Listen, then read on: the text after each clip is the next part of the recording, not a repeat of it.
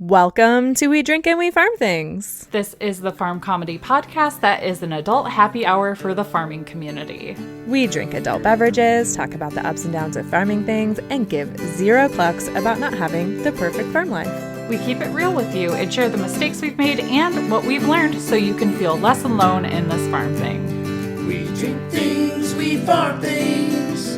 We drink and farm Oh, things. hey there, Sam. Oh, hey there, Bev. What you drinking today? I am having a nice warm cup of coffee, but I can see that my coffee mug isn't nearly as cool as your mug. I'm not going to say coffee mug because I don't know if it has coffee in it yet because I haven't asked you, but Well, it is coffee.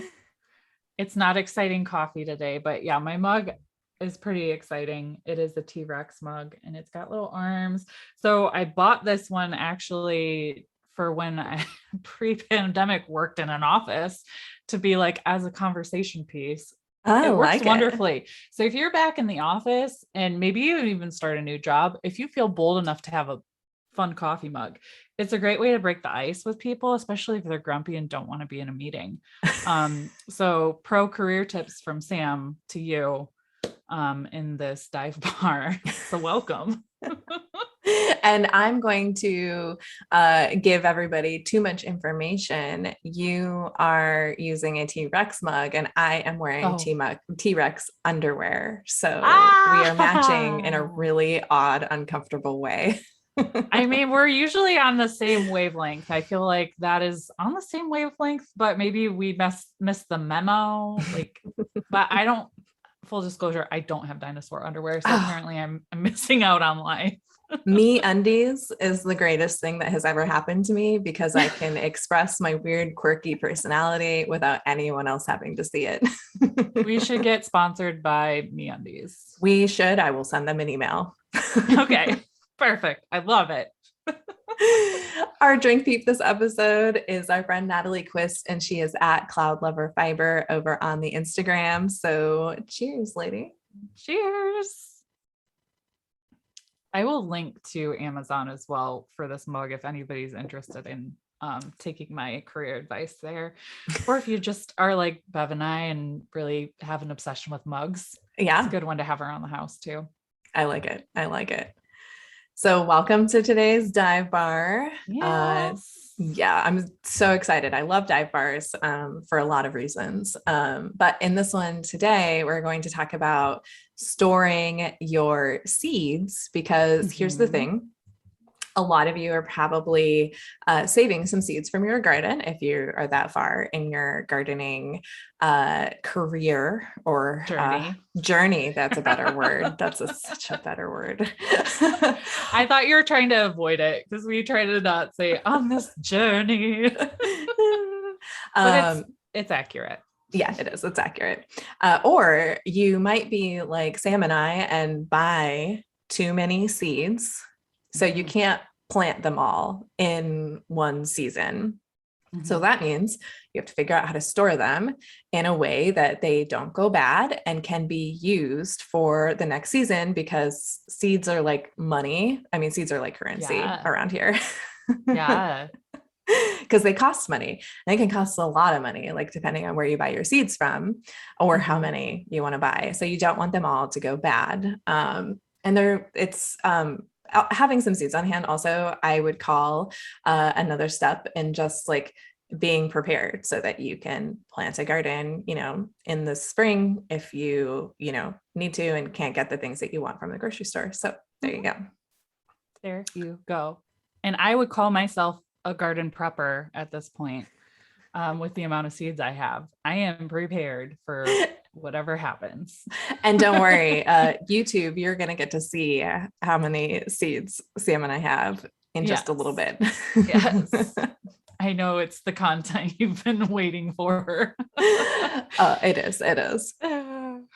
So we do have a resource for today's episode, and there'll be a link to it in the show notes. It's westcoastseeds.com. They did a great little blog post about how long seeds are viable for, how to store them so that you can use them next season, and also how to successfully start them or have more success starting them if you've ever had trouble starting seeds, like for an indoor garden. Because like I'll do a small winter indoor garden in our basement this year. So I am going to be starting to start some more seeds, and it's an odd time to do it because we're recording today. It's the first day of fall. So Yes. so those are the things we're going to go through today. One of the factors that most determines the germination of your seeds is going to be how they are stored. So that's why storing them properly is so important. And seeds come in tons of different shapes and sizes, and they're also variable in their longevity. So not all seeds will be viable for the same amount of time, basically, is what that means. And since seed packets almost always come with way more seeds than you can possibly plant in a season, especially those carrots. Oh my gosh, I have a carrot packet that has like 2,000 seeds in it. Oh, and carrot seeds are so dang tiny and infuriating too. Yeah. Oh man. You definitely want to know how to store them. So there are 3 different categories that seeds can fall into. One of them is long-term longevity, medium-term longevity is the second one, and then short-term longevity is the third one. And the ones that are considered like long-term seeds that you can save would be seeds that are in the brassicas. So like broccoli, Brussels sprouts, cauliflower, cabbage, collards, kohlrabi, the chicory group, which is like endive. And I always pronounce this vegetable wrong. It's like radicchio or oh, I don't even know what it is. Is it like a radish hybrid? I kind of, I actually I don't plant it, so I don't use it in my cooking, but it is used in like regional cooking and also I think some high-end cooking. Cucumbers are considered longer term seeds that you can save. So are kale, lettuce, melons, mustard greens. Oh my gosh, there's so many peppers, radishes are included. Not just radicchio or whatever, however you say it. I know Karen from Just Grow Something podcast is going to give us a story now telling us how to pronounce that. And I appreciate that. Yes. You guys can laugh at us now and then learn how to pronounce it when Karen posts her story. Teamwork. Yes. Teamwork. Women supporting women. That's right. Tomatoes and sunflowers and turnips, those are also long storing seeds. So there's lots of seeds that can be stored long-term. And when we say long-term storage, what we mean is for more than 5 years. So that means that if you buy them this season or this winter, that's a good thing to know too. If you want to beat people to the punch and get some of your seeds now, if the seed companies have what you're looking for, you can buy them now and know that they will definitely be good this spring and for 4 more springs after that or more in some cases. So don't be shy about having too many seeds, basically, is what we're saying. Yes. Medium term seeds that you can save include beans, carrots, celery, chard, eggplant, parsley, peas, pumpkins, and squash. And these varieties, if stored the right way, should last up to 5 years. So some of these could last almost as long as those like tomatoes and peppers. So the first group is over 5 years. The second group is up to 5 years. And then the third group, which is the shorter term seeds for storage, include corn, leeks, onions, parsnip, and spinach. And honestly, these seeds are generally recommended to only keep for a season. So these are the kinds of things that you don't want to order early to keep on hand. But they might be able to keep a high enough germination rate for the next season. But after that, probably not. So if you're storing some onion seeds or leek seeds or spinach seeds, and you've had them in your collection for a while, take heart and know that you can just chuck them and make some room in your seed storage thing. Yes. I've got some fall cleaning to do in my seed organization. And there is a type of seed that should be bought fresh every year, and that is pelleted seeds. So you can buy seeds that are put into these like pellets, and they're for dispersing. Usually like wildflower seeds kind of come this way, or some ground cover types of seeds come that way too. Those you need to do every year. They take in too much moisture and they rot too fast, is what I'm assuming is the reason why you want to do those. But yeah. So how do you want to store your seeds? It's basically cool and dry are the words that you want to think of when you think of seed storage. So when your seeds arrive, you want to make sure that you're storing them in some sort of airtight container and in a cool spot. So you want to keep them out of sunlight, and you want to keep them away from obvious heat sources. So don't put them near your space heater or your heater vent or your oven. Right. It's a weird place to store seeds, but I still feel like I have to say it. No judgment. Yeah, no judgment over here. Or where a window is that gets direct sunlight. Keep them away from those things. And the ideal temperature to store them at is about 40 to 50 degrees Fahrenheit. For those of you that use Fahrenheit, if you are one of our Celsius using friends, it is 4 to 10 degrees Celsius. And it's not recommended that you store your seeds in the refrigerator because the refrigerator fluctuates in humidity, and cool and dry is what you want, not cool and random humid. And freezing will kill a lot of seed varieties. But it is noted that a lot of government-run seed vaults actually freeze their seeds, but they do it in laboratory conditions, which is something that we just can't replicate here at home. So don't try to do it. The freezer is good for cold stratifying seeds. We had a whole episode about that, but not for storing them like for long term. Different. Yeah, totally different. Worth mentioning. Yeah. And one of the ways that you can create a drier environment for your seeds is by putting desiccant packets inside where you keep your seeds stored. And I keep desiccant packets on hand because I use them for my dried like herbs and flowers and dried fruits and vegetables that I dehydrate inside my dehydrator, because I want to make sure that no mold grows in the jar that I'm storing those things in. So there will be a link in the show notes to my favorite desiccant packets. They're food safe, so you can use them for both purposes. And you don't have to have a bunch of different kinds of them for different uses. They're totally handy. And in fact, I'm going to add some to my seed storage after this because I didn't know that until we put together the notes for this episode. So we're all learning. And you can store seeds. You can keep them in their original envelope. Most of them are paper, which is good because when you're out working in the garden, you can tend to kind of get those wet. And when they're paper, they can dry out so that the seeds don't end up all moldy. But if they're plastic and a little bit of moisture or like wet soil gets in there, you just have a moldy, half germinated bag of seeds. So I think that's one of the reasons why they come as paper. And you can compost the paper packets, which I think is really great. Less plastic, the better. But you do want to keep your paper packets in something that keeps them dry. So like you can put them in Tupperware, you can put your seeds inside mason jars, you put them in plastic baggies. There are lots of different types of containers that you can keep your seeds in. You don't want to just keep them loose in their paper packets though, in a place where they can get hit by humidity.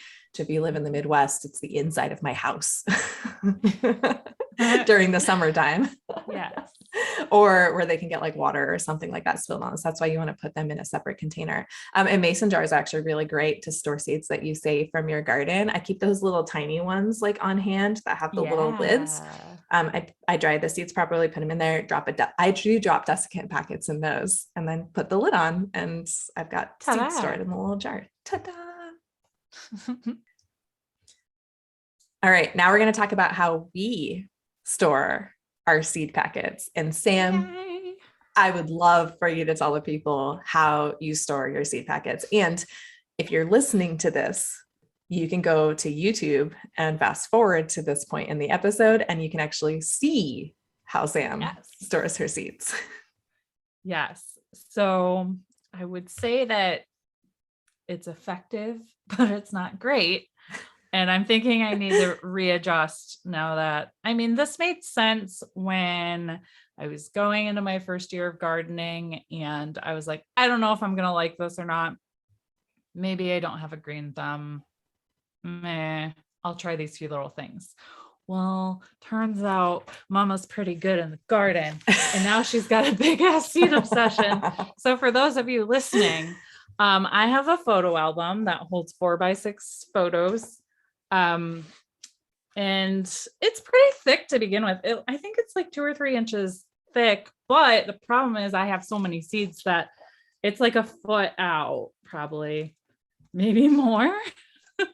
But it's nice because with the 4x6 photo inserts, because I've heard of people like using baseball card can like envelope things before, but with this, like I can organize my seeds by what they are. So like my sunflowers, I have so many sunflowers, and like if the variety is the same, I can like shove it into the same pocket. But because I don't just plant carrots only, which are super tiny seeds, and I got things in here like corn and pumpkins. Oh my God, next year's pumpkin patch is going to be off the chain, if the kids still say that. But it's not really working anymore because it's just too big and I have to put it somewhere up high where these crazy dogs behind me can't get to it. And I might have to move on to what Bev is doing, because also my husband can see this and he's like, did you buy more seeds? And I'm like, yes, I did. Because my gardener had a half off sale, which meant everything was $1. So I bought like 50 seed packets, and then like I'm opening it on the couch and I'm just surrounded by seeds and I'm so happy. And you know what? At least I don't buy designer shoes. Okay. Yeah. I mean, look, I always point to lots of things that this Yes. could be instead of seeds. Like Drugs. seeds are small, they don't take up a lot of space, and Mhm. they're useful in so many situations. So you can't go wrong, right? Yes. And now that I know that most of these seeds, like my corn, I bought it later this year. According to the package, it says I'm good for a while. But, even with this, I just try it next year. And if it doesn't work, I lost $1. Not a big deal. I'm going to buy more corn next year anyways. So like now that I know that most of my stuff in here is going to last for a long time, as long as this doesn't get humid or too freezing cold or wet, it's like I'm investing in our future. I like it. So I really, like it. it's smart. I don't do a lot in the stock market, but I do invest in seeds. All right. But anyways, I think I'm going to have to switch to what you do. So let's show the people your less messy setup than mine. Okay. So I don't know that it's necessary. Well, so it's less messy from the outside. Okay. So this is a photo organization box.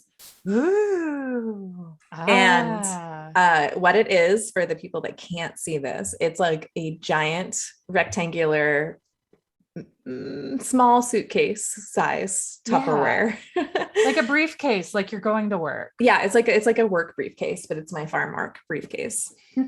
And inside, I'm going to open it so that I can show the people on YouTube what the little photo boxes look like. Each photo box is the size to hold 4x6 photos. So it's the same size as what yours is. The seeds go inside the photo box, so that helps keep them dry. And then I put a label on it that like says what kind it is. And my camera is not really good enough so that you can read the label, but this one is peas and beans.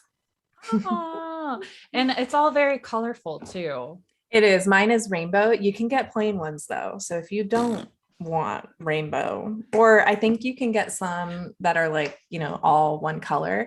But I actually color code the type of seed. So like the corn is in a yellow. That makes one. sense. So then you don't have to like pull them out because to look at the label. Mhm. Like, yeah. Yeah. I'm going to have to get me one of those. I have an idea of like what's in here, but like, I don't know if you can see this, but like there are too many seed packets in here. Some of these are a little too overfilled. So I just like have random seed packets like stuffed in there. So I actually need a second one of these. And And I do need to go through mine because now that I know which ones only last up to 5 years, we've been here for about 4.5. So I've been buying seeds for about 5 years. I need to go through and get rid of any of the seeds that aren't viable anymore. And then I'm also going to go through and remove the ones that I don't want to plant again because I decided I don't like them. And I'll send those like to a farming friend or something that wants to try them. I won't throw those in the trash because they're still good, but I'm sure somebody will want to try them. So Yes. yeah. And there will be a link in the show notes to that medium briefcase sized seed starting thing. And it's actually a really popular one. And I think, gosh, one of our listeners sent that to me. Yes, I think it was Elise Ferguson, which is HEF Brahma Mama over on the Instagram. What's next? All right, we're going to talk really briefly about getting the best germination rates on your seeds, just because I think that this information is going to be really helpful. You can come back to it in the spring when you do your spring seed starting, or if you're going to do a small little indoor under the lights winter garden like I am, or you know what, maybe you're in another country and it's spring where you're at. So you'll get to use this information now. Australia. It's first day of spring. So to get the best germination rates, you want to only use sterilized starting mix when you're starting your seeds indoors. And that's really important because regular soil has a ton of like microbes and fungi, and it's all the good stuff that like feeds plants when they're getting bigger, but it can end up dampening off your seedlings, which is like, if you've ever gone into a tray of seedlings and you see like the little stem and then it's like rotted on the top and your poor little plant is like over on the side, that's dampening off. So you want to make sure that you can not have those germy bugs inside your brand new little tiny baby plants. Yes. The second thing that you want to make sure of is that you are keeping the temperature constant once the seeds are planted. You want a continuous temperature of about 70 to 74 degrees both day and night, which is not easy to maintain. Definitely understand that. But things outside of those temperatures either stunt the growth or cause the growth to happen too fast. And you want to remember that seeds absorb oxygen as they germinate. So too much water can deprive them of this vital gas that is life-giving to them. So you don't want to drown your seeds, basically. Got it. But you want to aim to keep the soil evenly moist, because if seeds dry out at any point during the germination time, your seedlings die. You cannot let your seedlings dry out. So it's a very delicate moisture dance. Moist dance. Yes. And most seed starting soil is designed to provide both water retention and drainage. So that's another reason to just go with a seed starting mix that is sterilized. So you'll have the best results with that. Now, something that you want to know about keeping seedlings is a lot of people keep those like plastic dome things over them because that helps retain the moisture for getting them to stay moist enough to not end up drying out and dying. But if you leave the plastic dome over the seedling trays on a hot sunny day, you could actually end up steaming your seedlings. Ooh. And I did that with some microgreens just a few days ago inside my greenhouse. It's just like cooked spinach in the thing. It was so gross. Yeah. And if there's too much condensation in the plastic dome, you can remove it to allow air to get in and out. And that way your seedlings don't end up with like a mold issue, because that can happen too if there's just too much condensation in there. So basically just make sure that you're not cooking or drowning your poor little seedlings under those cute little plastic dome things. Remove them once your seedlings have sprouted. They've got enough moisture. They need the air anyways. It helps like create stronger seedlings because they're moving, and you can put a fan on them to keep them from getting too wet if you live in a place that's really high humidity or you like to overwater your things. That helps too. So those are the seed starting tips in a nutshell. The end. The end. Whew, that was a good dive bar. Yeah, I think so too. I love doing those dive bars about the things that we already know some things about, have a lot of experience in, and have some personal things to share about. Yeah. I could talk for forever. So this probably ended up being a slightly longer dive bar, but we hope you loved it. Yes. So just a quick few things before we sign off for this episode. Make sure you hit that subscribe button or whatever it says. Just subscribe so you know when we release something new, and download the episode when you listen, because this helps more listeners find us and enjoy this kind of content. And be sure and leave us a review over on Apple Podcasts, because we read one of those on a regular episode, every regular episode, and you get entered into a drawing to win an exclusive coffee mug. Yes. And do us a favor and share this episode over on Instagram in your stories and tag at Drink and Farm. When you do this, we'll send you a promo code just for that episode, and it'll give you a percentage off in your shop, which you want to do because our October design, guys, oh my gosh, it's so fun. If you are a fan of Halloween, you're going to want this shirt. I want to order it in every possible design. And we're going to do a coffee mug with it too, because it's that good. Yeah, it is. It's that good. Yes.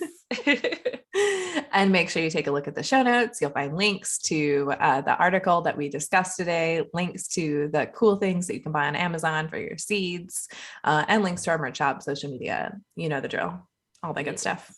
Yeah. So that's it. Yeah, that's it.